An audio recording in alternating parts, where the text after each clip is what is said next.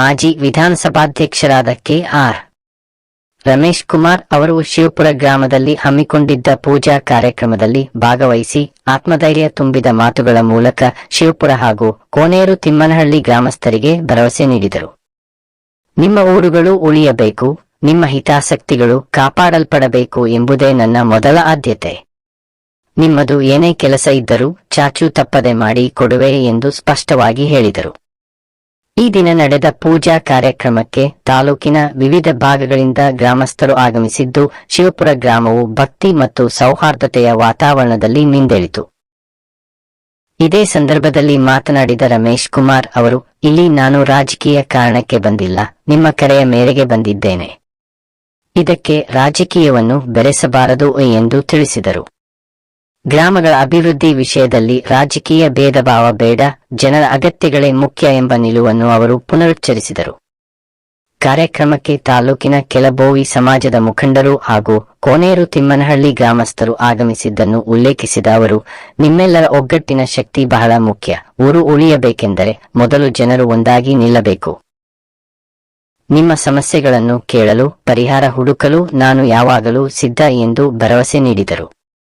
ಗ್ರಾಮೀಣ ಪ್ರದೇಶಗಳಲ್ಲಿ ಮೂಲಸೌಕರ್ಯ, ಕುಡಿಯುವ ನೀರು, ರಸ್ತೆ, ಶಿಕ್ಷಣ ಮತ್ತು ಆರೋಗ್ಯ ಸೌಲಭ್ಯಗಳ ಅವಶ್ಯಕತೆ ಬಗ್ಗೆ ಮಾತನಾಡಿದ ಅವರು, ಈ ಭಾಗದ ಜನರು ಕಷ್ಟಪಟ್ಟು ಬದುಕುತ್ತಿದ್ದಾರೆ.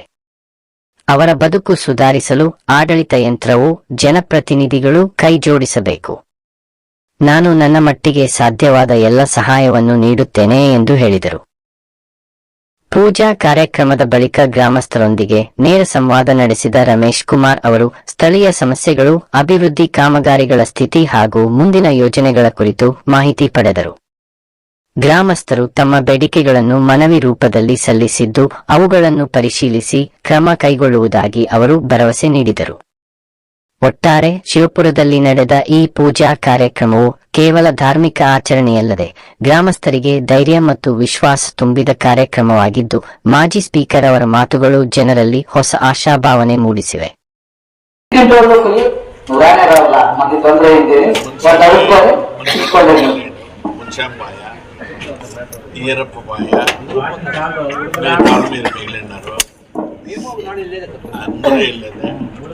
వాళ్ళు ఇప్పుడు ఆలోచనలో కూడా పోర్లేపా మా ఊరు బాగుంటుంది సంతోషం.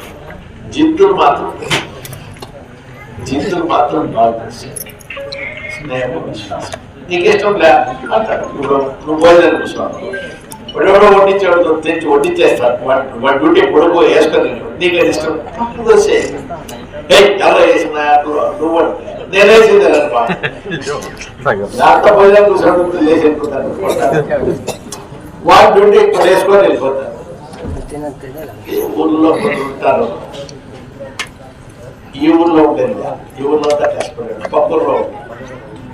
ఈ ఊరు బాగుంటే వాళ్ళని ఇక్కడ మీరు 2 గుంపులు అయితే పోలీస్ స్టేషన్ తీస్తారు, కొడుకు డ్యూటీ ఉంటుంది, ఇవన్నీ యోచన చేసుకుంటారు.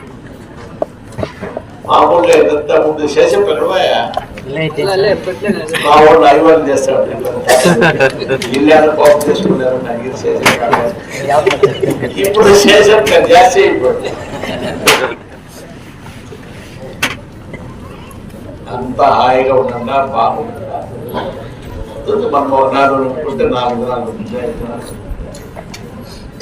ఏమి నేను ఒక అక్షరం పొరపాటు మాట్లాడినా జాస్తి మాట్లాడినా దానికి ఏ టైంలో నన్ను ముగిసేస్తాను. అందుకే ఏమి కానీ స్వామి సన్నిధానంలో స్వామి దేవుడి మాట్లాడు, రాజకీయంతో సంబంధం ఏం మా బాధలు చెప్పుకున్నారంటే పోయింది కాదు, ఊరంతా బాధ చెప్పుకునేదానికి మీకు 3 కితాలు వచ్చి ఊరంతా వచ్చి మీకు పొలం ఖర్చు చేసి పెట్టారు.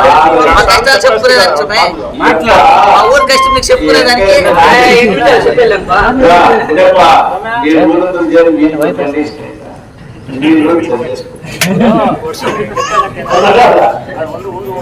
మాట్లాడు. అందరికి పడి అది మాట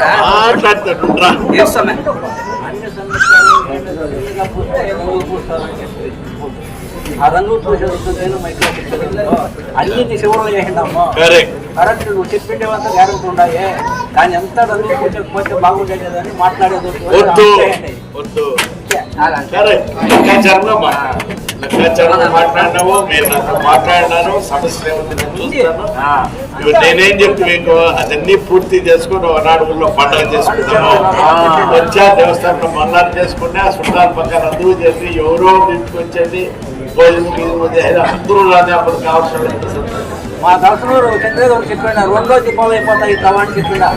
1 దీపాలు ఉండేది కాదా, 2 దీపాలు చేస్తామని చంద్రదేవుడు అని చెప్పిండ. ఇప్పుడు గెలిచింటే ఎమ్మెల్యే వస్తా ఉండేది, తోలింటే ఎమ్మెల్యే వస్తా ఉండేది, గెలిచింటే కాదు ఎలాంటి అయినంత బాగా చెప్తాడు, అయినంత మోసి అంత పూసుకొని అంత చేయనాడు అప్పుడు.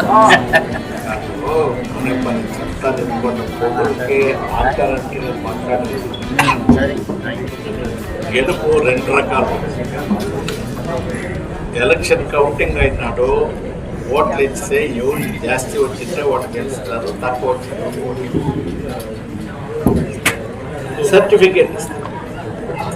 ఇప్పుడు శివారెడ్డి గారు నాకంటే జాస్తి ఓట్లు తీసుకుంటే నువ్వు ఎమ్మెల్యే తప్ప 5 ఏళ్ళ క్రితం సర్టిఫికేట్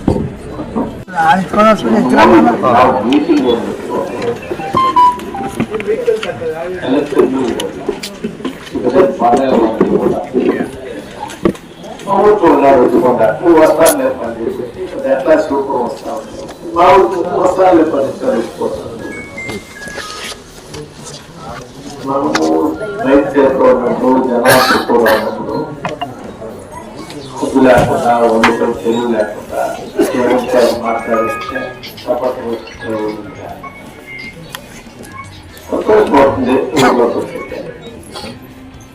రోడ్ వేసిన పోయింది మళ్ళా వేసుకోగలుగుతాం, కానీ రోడ్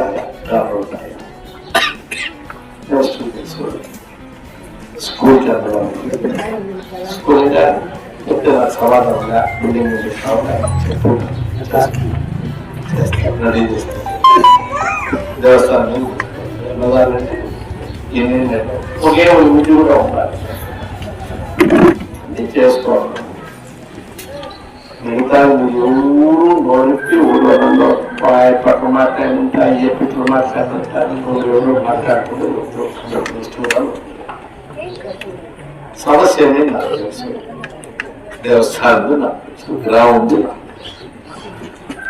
ఎంత ఓటు మనకి ఏం ఎక్కువైనా యోగ తీసుకుంటుంది.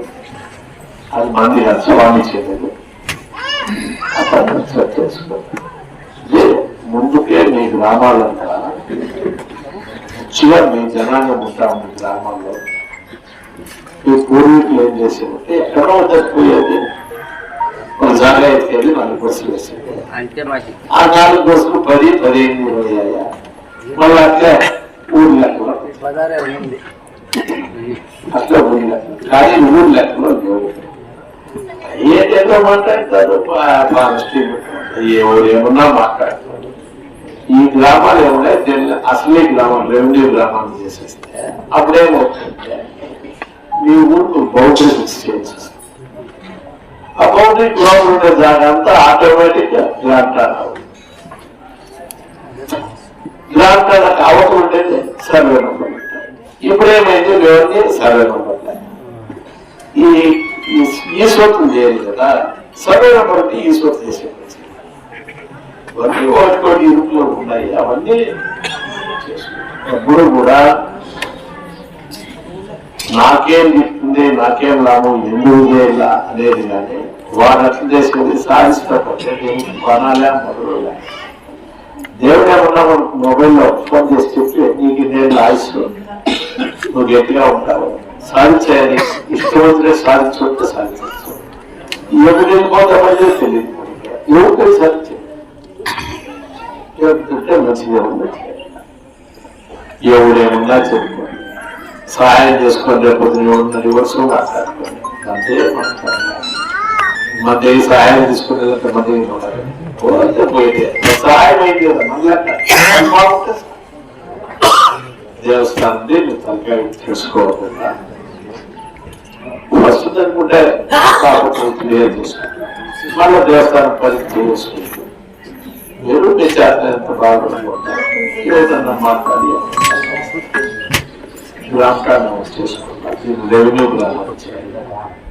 స్కూల్ వర్క్ కొంచెం బాకీ ఉంటే వచ్చి చెప్తారు. ఎక్కడ మనరమ్మా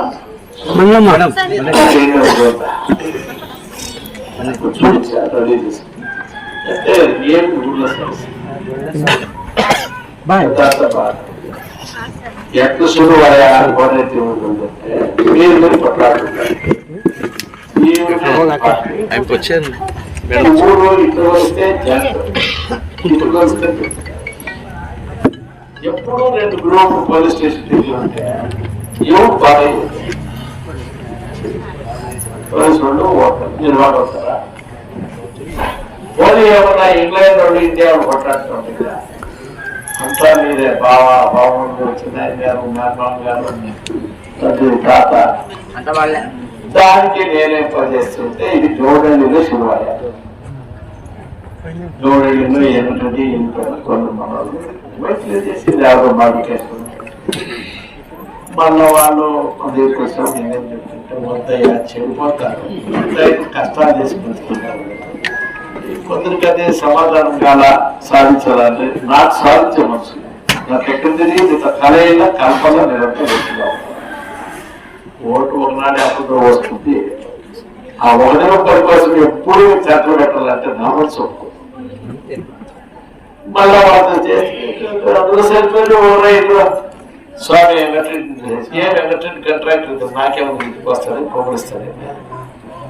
కొమ్మరిచ్చే వాళ్ళు వచ్చిన వాళ్ళ దగ్గర మూటలు ఎప్పటి నుంచి నేను ఇంకా ఏంటంటే దగ్గర తీసుకుంటాను. జీవితం సందర్భంలో ఇదే ఎందుకయ్యా మాట కేసుకొని గొప్పలు వెళ్ళిపోతాయి. ఈ ముందే అట్లే దేవుడప్ప నీకు పెట్టుకున్నా దేవస్థానం వచ్చి వద్దప్ప బాగుండప్ప ఎందుకప్ప తెచ్చుకోండి. నేను ఇప్పుడు మీకు చెప్పేది కూడా రాజకీయము ఎలక్షన్ ఎవరు కన్నా చేసుకుంటారు. మనం ఏమి భగవంతులు చేసుకుంటాం. ఊరు సౌకర్యాలు చేయాలి. ఊరు బాగుంటుంది. బిడ్డలు బాగా చదువుకోవాలా, ఉద్యోగం కావాలా, ఊరికి ఏం కావాలో ఇప్పుడు మెయిన్ గా ఉంటుంది. నేనే చెప్పేస్తాను రెవెన్యూ గ్రామం చేసుకోవాలా, గ్రాకాల ఇంగ్లీషల్లా మీరు తొందరలో సైట్లు ఇన్సోట్లు చేసుకోవడం కావాలా. దేవస్థానం దానికి అదే అడ్డం ఆటంకం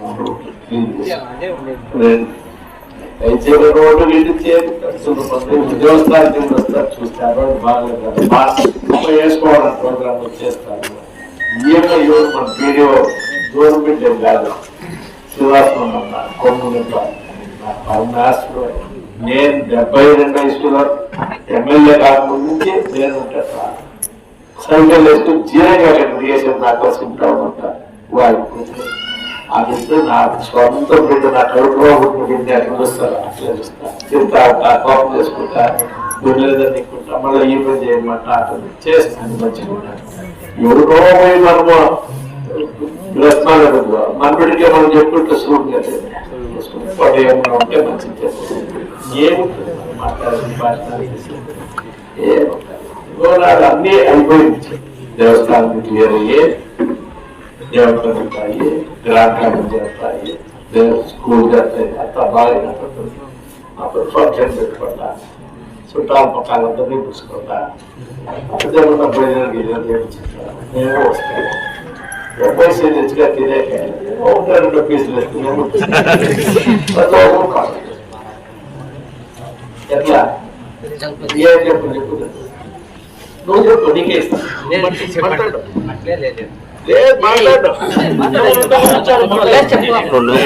రాజకీయం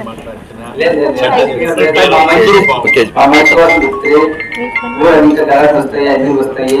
ఇవంతా సర్దేసుకొని పోండప్ప, మంచిగా పోండప్ప, కోసేసి చూడంట మీ బిడ్డ రాండి,